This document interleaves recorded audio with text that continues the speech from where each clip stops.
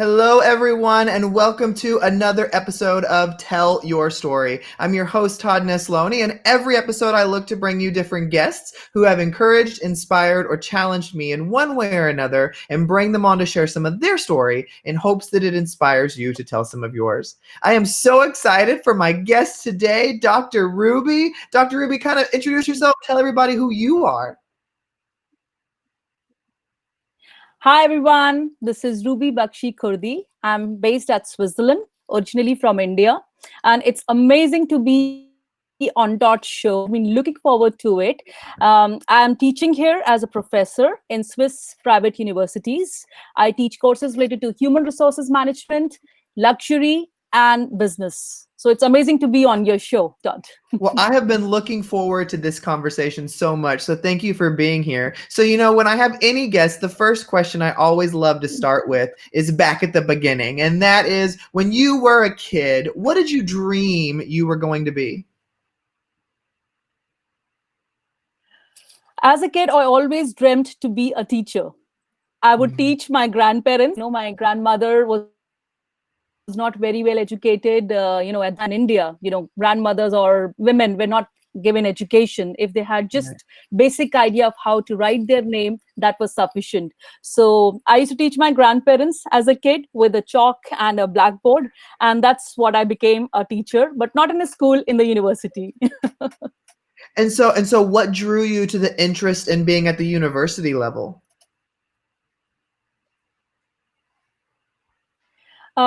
I just love teaching and I love interaction with my students, because as a growing up kid, I always liked to be in the class, to have control of the class, writing on the blackboard, talking about my Mhm. favorite subjects. So while growing up, I think this hobby turned into my passion and thereafter my career. So it's just interaction with the students and talking to them and listening to them. That makes my teaching a wonderful process.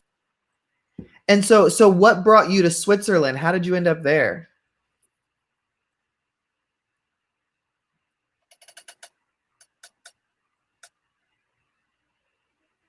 So, I Dr. didn't Ruby, hear your question. Sorry. I'll repeat it. That's okay. What brought you to Switzerland? How did you end up there?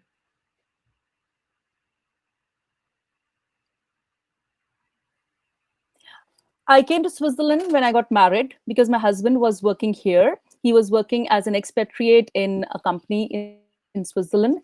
So I was in awe of this place already because, it's a beautiful place, beautiful landscapes and stuff like that.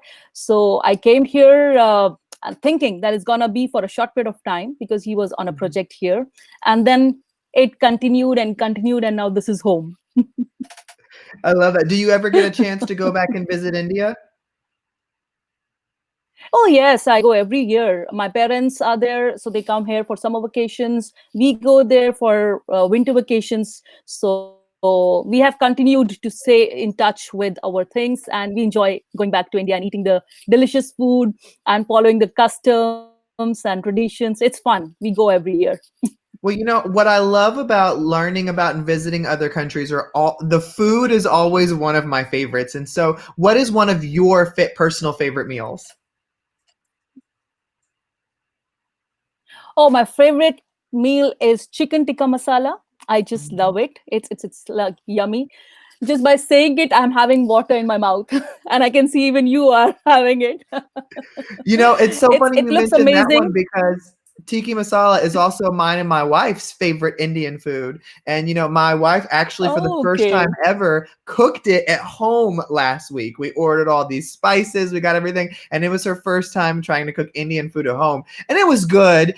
We enjoyed it. It wasn't the same as what we've had out at restaurants, but yeah, that's our favorite as well. Yeah, it's very different. Like when you cook at home, it's very different, and when you eat in the restaurant, it's very different because they use a lot of butter, they use a lot of spices and the oil. But when you cook at home, you keep all those things in moderate level so that it cooks, and it cooks at a good pace and tastes home food. Yeah. I love that. Well, switching gears a little bit, you are also a TEDx speaker. So tell me how that kind of came about and what you spoke about. TEDx, I gave my first TEDx talk. It's almost 2 years now. It was a very, very enriching experience. I spoke about how you learn human values using emotional intelligence. So these two are like my favorite topics. And Yeah. the theme of TEDx was superhumans. So this era of digitalization, I don't want to talk about human values because it's a must. We need to connect emotionally. We need to connect with people. When everyone is digitally connected, it really creates an impact. And I was really, really lucky that it was appreciated very well with the audience. And Mhm. my tagline, which was EI, that is emotional intelligence, over AI, artificial intelligence, that became a super hit. Yeah. So when did emotional And still, intelligence and whenever speaking I on go, that and it's everything, when amazing. did that become a big deal to you? When did that become important to you?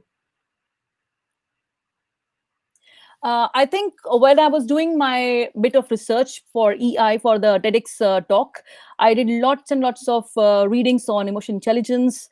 I started looking, I started thinking, what is it and how is it and stuff like that. So that was that was the beginning. And thereafter, I did a thesis on emotional intelligence, like how EI could be a good tool in teaching in higher education.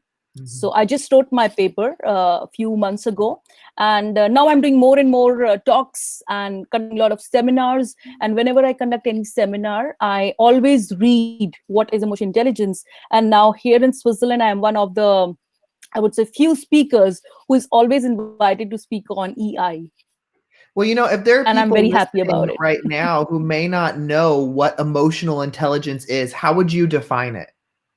Uh-huh. Emotional intelligence, to understand, is just how you understand your emotions first. Like having a clear understanding of what you are, how you are. And once you have a hangout of what EI is, then connecting with other people, that is trying to have connection with the social people and making it bigger and better. So Mhm. it can be easily understood as a layman. It's made up of two ways, that is personal competencies and social competencies. So to understand it and have a more impact in the world or in creative or any kind of industry, it is important to have a good balance between personal competence as well as social competence. So it's a big balance of these two. And I love what hearing you talk about this because I also believe, those emotional intelligence that is so important when working. I work in a field with young kids and thinking about how important that is for young kids, but also for adults. I mean, I'm sure even over in Switzerland, you can see everything happening in the United States right now, and I just look back and think how important that emotional intelligence even is during this time of trial and upheaval that we are in as a country. And so if people were to go out and try to start learning on their own, where do you suggest people begin to educating themselves over emotional intelligence? Emotional intelligence is something which is everyone is emotional being, and you are just learning every day with your experiences. Some of us are more emotional, we are highly sensitive, or we start crying. Like as kids, you identify, kids start crying or becoming angry or aggressive, with the change of moods they are very fast. So it is an evolving process. Like when we say IQ, so people are born with a specific IQ, but there's nothing as EQ, there's nothing as emotional quotient. Maybe one day you are happy, other day you are sad. So it's something which is developing and evolving with passage of time. And I think that's so important for people to know is that it's always growing and evolving, and we can always be bettering ourselves in that. And one thing that I have understood as well is you classify yourself as a Goodwill Ambassador. Tell me more about that. Mhm. Okay, Goodwill Ambassador is something like, a recognition given to the people who are doing good for the society. So as a global Goodwill Ambassador, when I got this recognition almost 3 years ago, it was a big surprise for me, because I said, what did I do to get this recognition? And I was told, just keep doing good. Whatever you are doing, just continue doing, because it's rare when we do something and we don't get recognition. Then gradually we start going down the lane because we feel it's like we are full and we are giving, but nothing is coming. to us. So it was just Right. recognition given, and it really motivated me and made me feel valued. Well, I And now love I'm that. giving to the people. So whenever people do something, I with this global Right. so just to continue, as a global Goodwill ambassador, now I have created two voluntary programs. If you go on my YouTube channel, it is on emotional intelligence. For the viewers, I think it will be nice that I save them from the show. It is emotional intelligence as well as women empowerment. I've created these two tutorials which are completely free, but you learn a lot from it. When you take these tutorials, when you see the videos, you'll be like, wow, it's really enriching. Maybe people had some views or ideas about something, but it could be an eye opener. And on completion of the courses, on completion of watching this video and answering those questions, they get a certificate of completion from my Ray Academy Swiss. So it is just I something love I that. am giving back to the society. I Thank you. love that there's those ways to give back, and I love just the title of Goodwill Ambassador. I think speaks so much to you and the work that you're doing because you are pouring into others in ways that not a lot of people do, and constantly giving of yourself to make things better. When did this whole idea of just pouring into others? When did that become? Was there something that happened where that became such a mission drive for you? um, I would say I have, as a kid, I have always been doing charity and giving something to the society by going to the villages. As an Indian, I have seen a lot of kids who didn't have meals, who didn't have proper clothes to wear. So as growing up kid, I was seeing all those things, going with my parents, going to such villages. So it had been somewhere in my mind that there is poverty. There are still some people in the world who need attention, who need help. And then I come to Switzerland, which is like a rich country. I never saw any poor people on the streets. So I was like, what is this? I come from a country where there's so many people, such high rate of unemployment, and here it is so peaceful, so serene. So I could feel the difference. And that's what started the ball rolling. I said, I need to do something. So I connected with the people globally. I started doing things sitting here in Switzerland through Global Goodwill Ambassadors and as ambassador of a lot of social organizations like Female Wave of Change, Women Economic Forum. Then there are lots and lots of other organizations which I'm doing, and also in India, some small charity organizations where I started connecting and doing something worthwhile for the people in terms of education or in terms of just connecting people, like haves and have nots. So people who are already up there and they have something, and people who don't. So I'm just connecting those two types of people so that they get something from each other.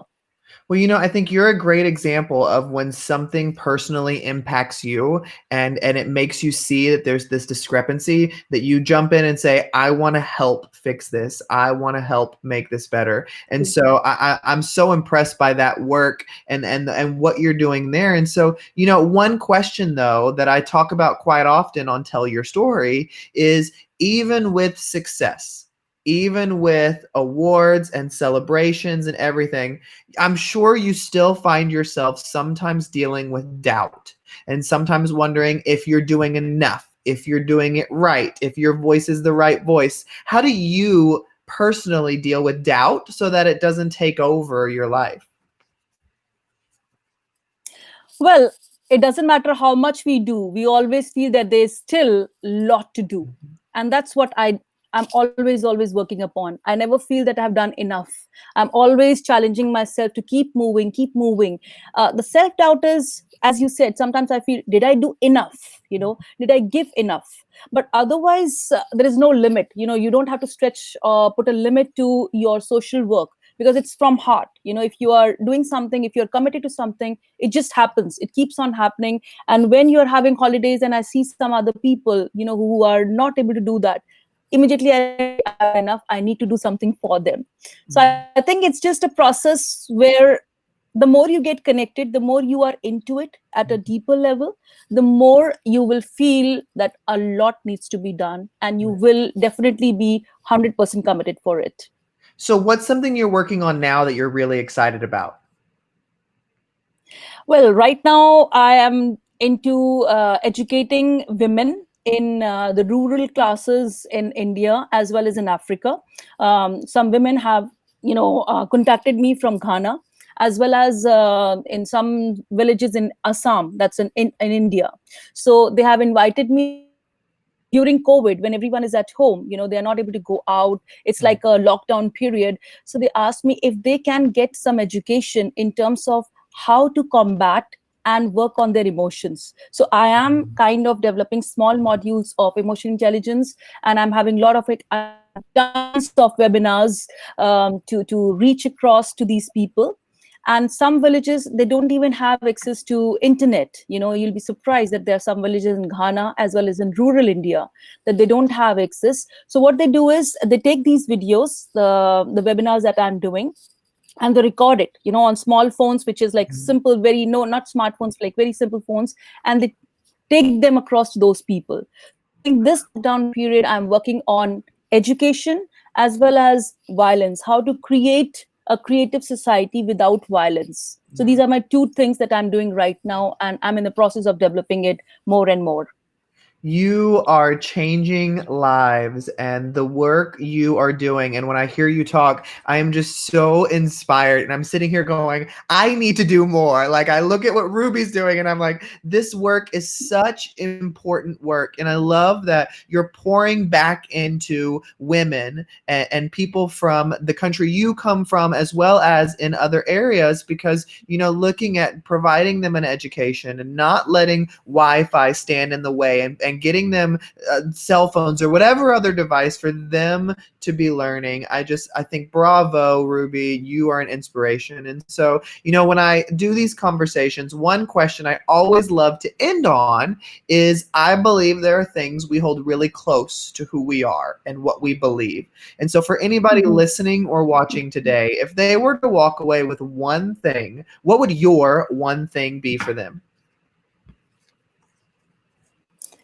I would tell all the viewers, never give up. Believe in yourself. Because if you believe in yourself, you'll be able to lead other people with conviction. So the first thing which is very important is just be yourself. Do not copy other people. You are unique. So believe in your uniqueness and make it your USP. That is your special point. You need to create your own legacy. Do not copy others thinking, oh, I want to be like him. Yeah, you want to be like that person as a role model, but you shouldn't be copying. You have to be unique. So believe in yourself and keep on reinventing yourself each and every day. Well, Ruby, you are fantastic. I have so enjoyed this interview. Please keep inspiring and changing the world. And thank you for joining me today for Tell Your Story. Thank you so much, Todd. It was really a pleasure talking on your show. It was indeed a blessing in disguise to come here and say my message to the world through your channel. Thank you so much. Well, and thank you everybody for listening or watching another episode of Tell Your Story. Remember, you can check out past episodes on iTunes, Spotify, SoundCloud, YouTube, wherever you get it, it's there. I hope today's conversation with Ruby has encouraged you to get out there and tell your story, because every story matters.